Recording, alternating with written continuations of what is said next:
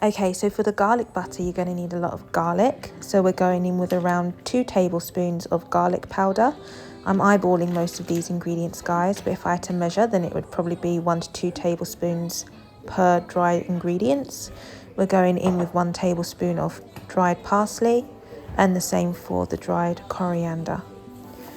Salt to taste and pepper to taste. Then we're going to give that a good mix. Make sure all of those dried ingredients is mixed in well to the butter. Then we're going to stuff our chicken skin with the butter. So I'm just going to get a nice lump of that butter in my hand, and we're going to stuff the skin, making sure that that butter is going all the way to the other side, just to the top part, which you will see in a bit. I'm flattening this out now, just so that it kind of spreads evenly, so that when we roast the chicken, it will have an even coverage when it melts, and it will penetrate the flesh of the chicken and make it tender, which is basically why I use this technique of putting the butter underneath the skin for all of my roast chickens.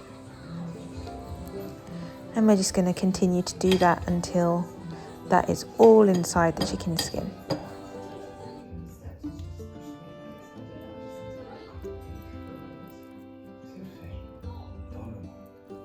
So any of the butter that was left over in the bowl, I'm just spreading that all across the chicken, making sure to get the legs as well, not leaving any part of the chicken out. Then we're going to go in with quite a bit of salt. It looks a lot, but actually when the chicken roasts, the skin will go really crispy.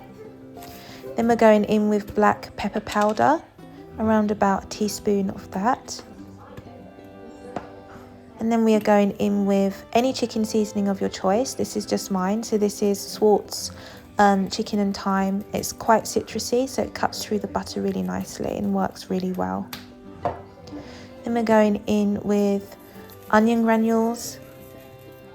This just gives it a really nice subtle onion taste. And then obviously, of course, paprika powder. I use this in every single dish, as you know. A little bit more, half a teaspoon of garlic powder, 1 teaspoon of cumin powder, and then the same herbs that we used in the butter. So that's just the dry parsley and the dry coriander. These 2 herbs are quite subtle because they are dried. So yeah, it's nothing too strong. And then we're going in with 2 tablespoons of olive oil just to grease those dry ingredients up, to ensure I get a nice even spread and coating on that chicken, which I'm ensuring I'm doing, guys. I'm going from side to side at the bottom as well. You don't want to leave any part of the chicken out. We want a really nice even distribution throughout.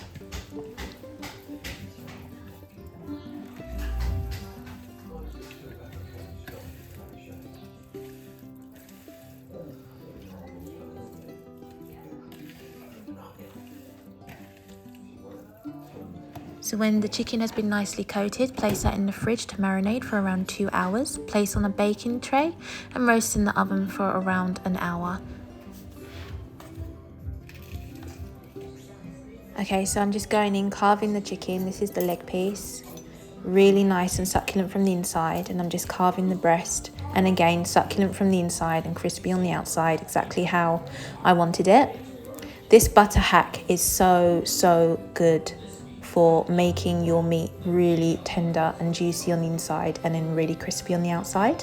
Comment down below, guys, if you're going to try this recipe. Okay, so this is just the sauce that came out of the chicken, the butter sauce. I'm putting that on the top. You can skip that if you think it's too buttery. Make sure to give this video a big thumbs up. Comment down below if you want to try this recipe, and don't forget to subscribe. See you in the next one.